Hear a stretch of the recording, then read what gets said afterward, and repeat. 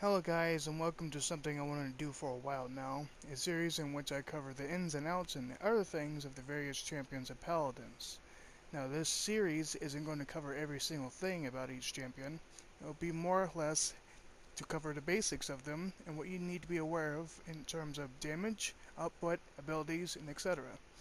And more or less how I feel about them, mainly stating if I think a certain champion is overpowered, underpowered, or if I feel that they are fine in the position that he or she is in. I'm going in alphabetical order of each champion, and the first to start off is the Godslayer, Androxus. Now Androxus is a flank champion who utilizes a revolver to pick off his enemies. Now we'll start with his abilities. His revolver is a 6-shot semi-automatic that deals 580 damage every shot that lands. The game states that it is effective at short range, however I believe that it can be decent at medium range as well, but that's just my opinion. He has an ability called Defiance, currently on console, but it will be replaced with a punching attack in the next update. Let's talk about Defiance first. Defiance allows Androxus to fire 3-round bursts with a reduced accuracy. This will do 300 damage per shot in a 1.2 second time frame. If all 3 shots land on a target, he'll do an additional 500 damage. His new punching attack that will come in the next update will do about 700 damage in total. I'll talk about it when it releases. Androxus has another ability called Nether Step that allows him to move quickly in any direction, even upwards. This ability can be used up to 3 times in a single instance before having to recharge for 10 seconds. If you jump when using this ability to go upwards, it will reduce the speed in which you fall. This is an ideal ability to use when running away from an unpleasant encounter or to sneak up behind your enemies. Androxus' third ability is called Reversal. It allows Androxus to block all shots that come from the front. He can retaliate by throwing back whatever came his way, dealing 75% of the damage they absorbed. In my opinion, this seems like a crutch to get out of a hazardous situation, just because he can simply face the direction of where the damage is coming from, pop this ability, then run away without a scratch.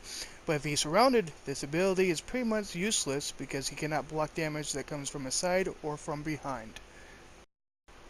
Androxus' ultimate ability is called Accursed Arm. It allows Androxus to fly and allow his revolver to fire 4 consecutive blasts that deal 1000 damage every 0.5 seconds.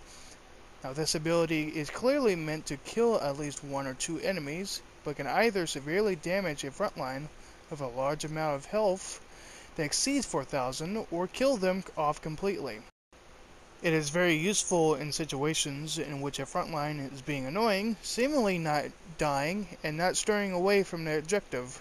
But from what I saw, many players who use Androxus use his ultimate to kill off damaged champions. Now let's take a look at his 3 legendary cards. His first one is Dark Stalker. It allows Androxus to deal 30% more damage to enemies that are below 40% health. This is very useful when chasing enemies who are trying to retreat to recover their health. However, it does not seem to be entirely useful when the enemy team has a competent healer, thus making this card only useful in one-on-one situations at that point. Androxus' second card is Godslayer. It states that Reversal will always fire back and will deal a minimum of 800 damage. Really useful for anyone who depends on using Reversal, either as a crutch to get away, or to be more offensive Androxus. Androxus' third and last legendary card is Hedge Will Roll. This card will allow Androxus' revolver to deal an additional 50% damage when getting headshots. Now let's get into the nitty-gritty of it all, his gameplay. Androxus gives players who are starting out with him a new challenge as he is a more difficult champion to master. He isn't as user-friendly as someone like Victor, for example. When playing as Androxus, I think it is best to analyze what all of your enemies are doing before going for the kill. I believe that Androxus can be played somewhat aggressively, but still having to flank the enemy to catch them by surprise. Having only 2000 health as a base Androxus, it is a dumbass idea to go straight into the front line and start firing like a trigger-happy dipshit. Thinking strategically is key for playing Androxus, and like most champions, there are multiple ways as playing as them effectively. Some play aggressively and use his reversal ability to block enemy attacks and prep themselves for a retreat. Some play him passively and use him to bait enemies into an ult trap. Now let's take a look at the item shop. For Androxus players that like to play him aggressively, I think it is a good idea to invest into Chronos to get reversal a lot more often, and to be more annoying since you can use Nether Step to make quick escapes more often as well. Investing into Kill to Heal as an aggressive Androxus also might be ideal because Androxus simply does a great deal of damage to squishy champions like Leon or Cassie. I believe you should also invest into Wrecker in instances where a frontline with a prominent shield like Torvald is not dying simply because of said shield. For passive Androxus players, I believe investing into a morale boost is a great way to help your team because you can take the enemy by surprise by quickly using your ult.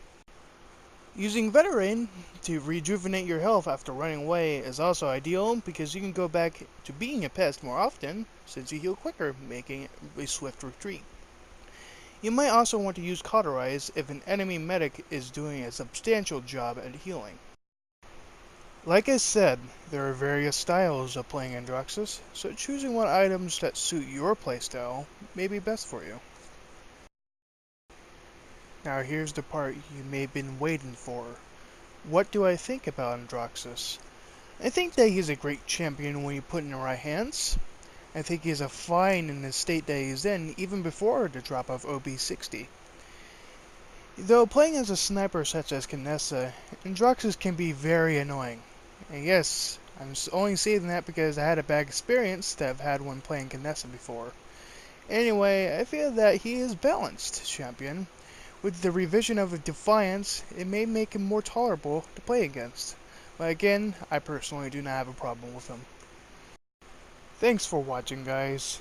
Keep in mind this is a new kind of video and it's probably clear that I'm not good at it. But I found this fun and I would like to do more. I know there's information such as competitive loadouts and such, but for now I'd like to keep it simple and just share what I know from my perspective.